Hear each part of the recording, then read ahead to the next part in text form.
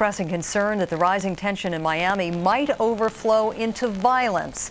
The police there have said they will try to keep the peace, but they will not aid federal officials if they try to remove Elian, which they say they'll do if Elian's Miami relatives do not agree in writing to hand the boy over if they lose their appeal to keep him in this country. And Elian's father, Juan Miguel Gonzalez, got the okay from Fidel Castro to come to the U.S. to collect his son. But some Cuban Americans have said they would die to keep Elian here.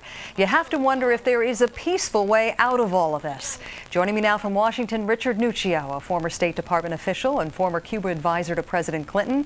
In Chicago, Jeffrey Leving, an attorney representing Manuel Gonzalez, a great uncle of Elian's, who now believes the boy should be returned to his father.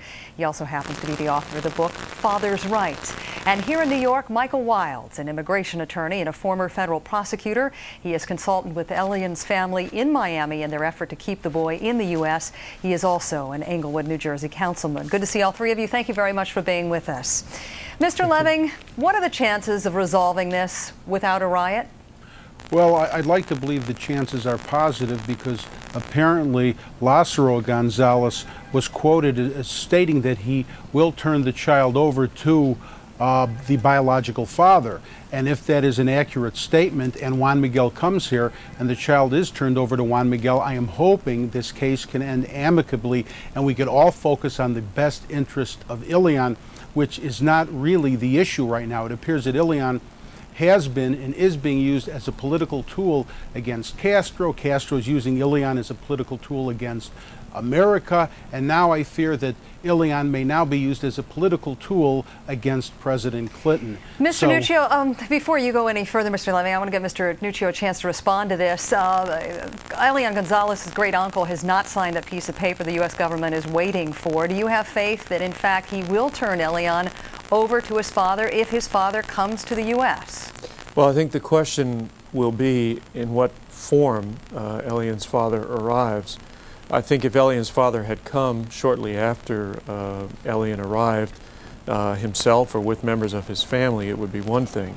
But it's quite clear that he's coming now as part of a government effort by Cuba, probably with the good advice of their well-paid attorney, Greg Craig, who's done a yeoman's work in Washington for President Clinton before, that they're coming as a kind of propaganda ploy. And I think that is what will turn the Miami community against the proposition of turning the boy over.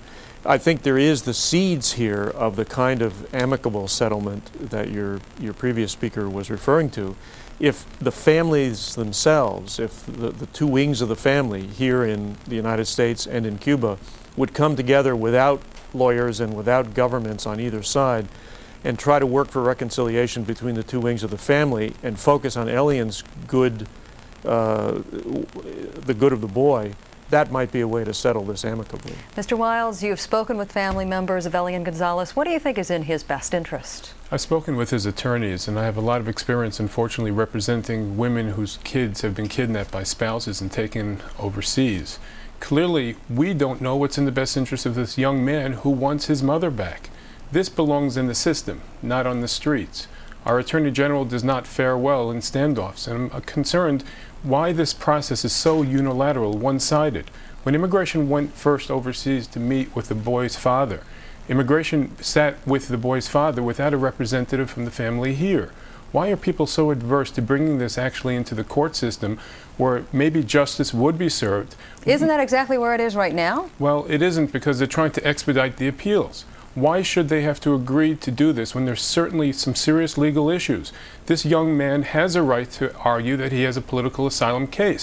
He is a politically prominent child that, if he returns to Cuba, would be touted by Fidel Castro. All right, more on all of this in just a moment, right after the short break. Gentlemen, if you would, please stand by. And a little bit later on in the show, former House Speaker Newt Gingrich will give his always unvarnished opinion on President Clinton being found guilty of a criminal act. And it is a case of he said, she said. And we'll make that make sense later. What do you mean the satellite is down?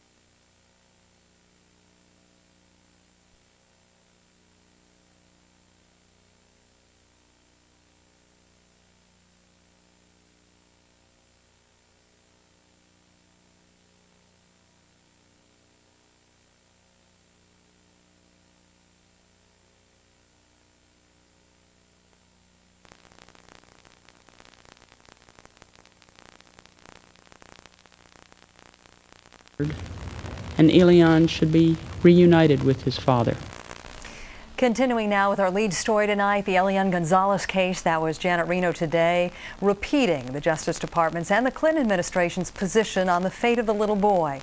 My guests are Richard Nuccio, Jeffrey Leving, Michael Wilds. Welcome back. Mr. Nuccio, Elian's father, Juan Miguel Gonzalez, attorney said today he has applied for visas for him and other members of his family to come here to pick up little Elian. If he comes here, what are the chances that he will seek political asylum?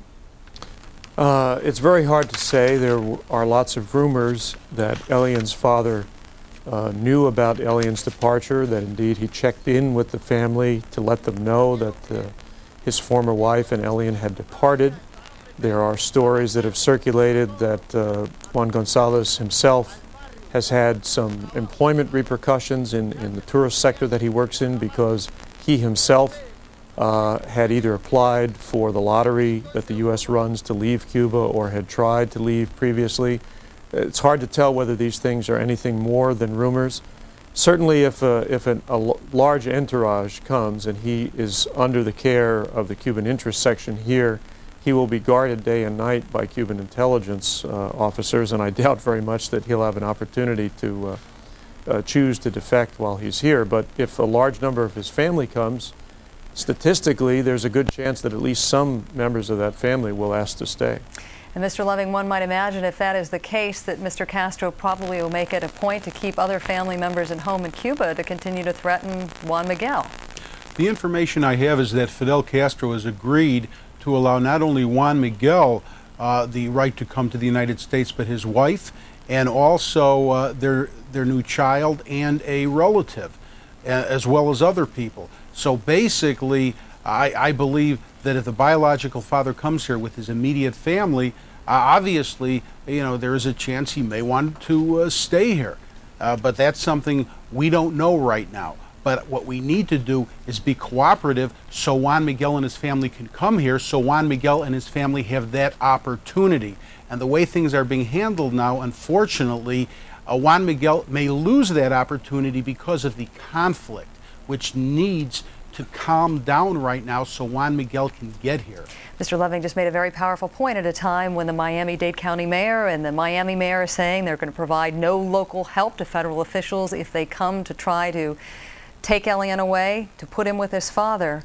Is there any precedent for that? I think it was the mayor of New York, former Mayor Ed Koch, that actually had a standstill with the federal government when he was told by the government to report illegal aliens in the school system and the hospitals, and he refused to do that. Certainly under the Supremacy Clause of the Constitution, the federal government, the commander-in-chief, the president, can order anybody to do anything. The question is, this gentleman, this mayor, has to deal with his constituency well after this whole event. His people want the process to go to the courts.